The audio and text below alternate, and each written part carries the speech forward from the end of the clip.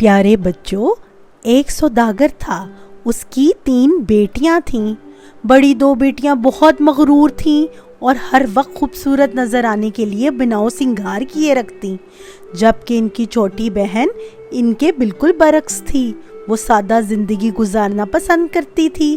اس لڑکی کا نام تھا شہزادی۔ ایک دن سوداگر کو دوسرے شہر جانا پڑا۔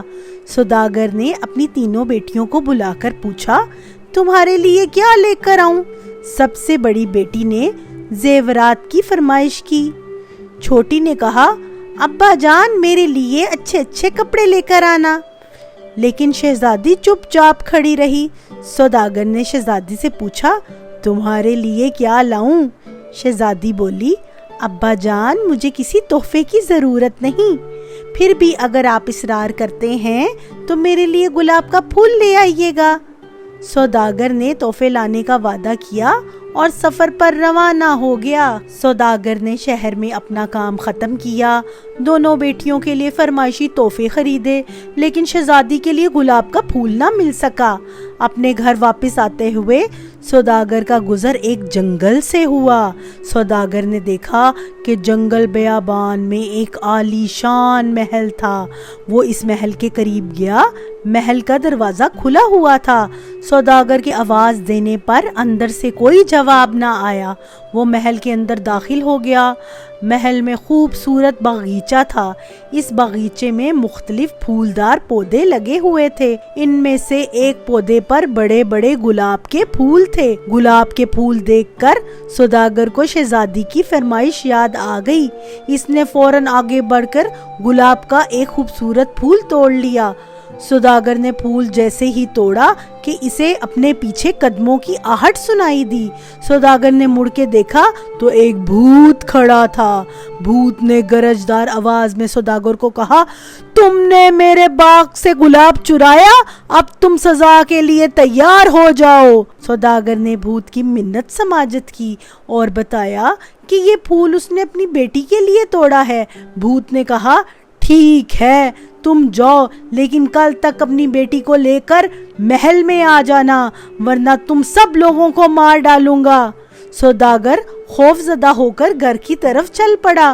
گھر آ کے سوداگر نے اپنی 3 بیٹیوں کو بلایا اور انہیں تحفے دیے۔ پھر اس نے شہزادی کو بھوت کے محل والا واقعہ بتایا۔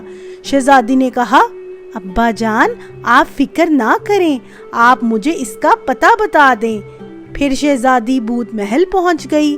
اس نے محل کا ایک ایک کمرہ دیکھا، لیکن وہاں اسے کوئی نظر نہ آیا۔ شہزادی نے دیکھا کہ ایک کمرے میں میز پر مختلف اقسام کے کھانے رکھے تھے۔ وہ ایک کرسی پہ بیٹھ گئی۔ ابھی اس نے کھانا شروع ہی کیا تھا کہ بھوت اس کے سامنے آ کر بیٹھ گیا۔ بھوت نے کہا، میں کھانا نہیں کھاؤں گا، تم کھانا کھاؤ، لیکن اگر یہاں پہ بیٹھ کر میں تمہیں کھانا کھاتے دیکھوں تو کیا تمہیں کوئی اعتراض تو نہیں ہوگا؟ شہزادی بولی، نہیں، کیوں کہ یہ تمہارا محل ہے، تم جہاں چاہے بیٹھ سکتے ہو۔ پھر شہزادی کھانا کھانے لگی۔ شہزادی کے کھانا کھانے کے بعد دونوں بیٹھ کر باتیں کرنے لگے۔ بھوت نے شہزادی سے پوچھا، کیا میں بہت بدصورت ہوں؟ شہزادی نے کہا، نہیں تم بدصورت نہیں ہو۔ بھوت نے کہا، اگر بدصورت نہیں ہوں تو کیا تم مجھ سے شادی کرو گی؟ شہزادی نے فوراً انکار کر دیا۔ شہزادی کے انکار کا سن کر بھوت وہاں سے اٹھ کر چلا گیا۔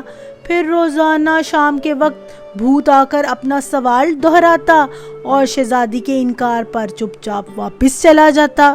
ایک دن بھوت نے شہزادی کو اداس دیکھ کر اس کا سبب پوچھا تو اس نے بتایا، مجھے گھر والے یاد آ رہے ہیں۔ بھوت نے کہا، تم انہیں ملنے چلی جاؤ، لیکن جلد واپس آ جانا۔ بھوت نے ایک انگوٹھی دی اور کہا کہ تم جب واپس آنا چاہو تو اس انگوٹھی سے کہنا، یہ تمہیں یہاں لے آئے گی۔ پھر بھوت نے شہزادی سے کہا وہ آنکھیں بند کرے۔ شہزادی نے کچھ دیر بعد آنکھیں کھولیں تو وہ اپنے گھر میں موجود تھی۔ سوداگر اور اس کی 2 بڑی بیٹیاں شہزادی کو دیکھ کر بہت خوش ہوئیں۔ شہزادی نے ان کو بتایا کہ بھوت نے اسے صرف چند دن کے لیے ملنے کے لیے بھیجا ہے۔ وہ سب افسردہ ہو گئے۔ ایک دن شہزادی نے خواب میں دیکھا کہ بھوت اپنے باغیچے میں مرا پڑا ہے۔ خواب دیکھنے کے بعد شہزادی بے چین ہو گئی۔ اس نے کہا، ابا جان، میں ابھی محل میں واپس جا رہی ہوں۔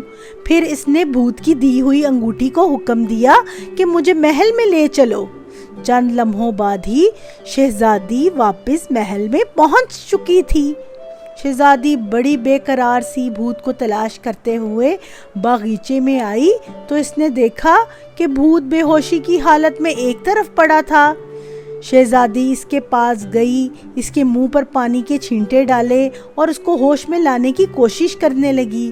بھوت نے ہوش میں آ کر آنکھیں کھول دیں۔ شہزادی نے پوچھا، تمہیں کیا ہوا تھا؟ بھوت نے جواب دیا، میں سمجھا تم چلی گئی ہو، اب کبھی واپس نہیں لوٹ کر آؤ گی، اس لیے میرا برا حال ہو گیا تھا، میں مرنے لگا تھا۔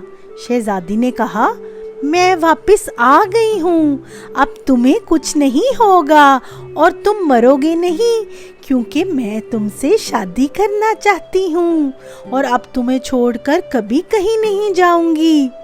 شہزادی نے اپنی بات پوری کی ہی تھی کہ ایک دھماکہ ہوا اور شہزادی نے دیکھا کہ اس کے سامنے ایک خوبرو نوجوان کھڑا ہے۔ شہزادی نے اس نوجوان کو دیکھ کر حیرت کا اظہار کیا۔ نوجوان نے بتایا کہ دراصل وہ دوسرے ملک کا شہزادہ ہے، اسے جادوگر نے جادو کے زور سے بھوت بنا دیا اور اب اس جادو کا اثر ختم ہو گیا کیونکہ ایک خوبصورت لڑکی نے اس سے شادی کرنے کی خواہش کی اور آج اسے اس جادو سے نجات مل گئی۔ شہزادہ شہزادی کو لے کر اپنے ملک چلا گیا اور دونوں کی دھوم دھام سے شادی ہو گئی۔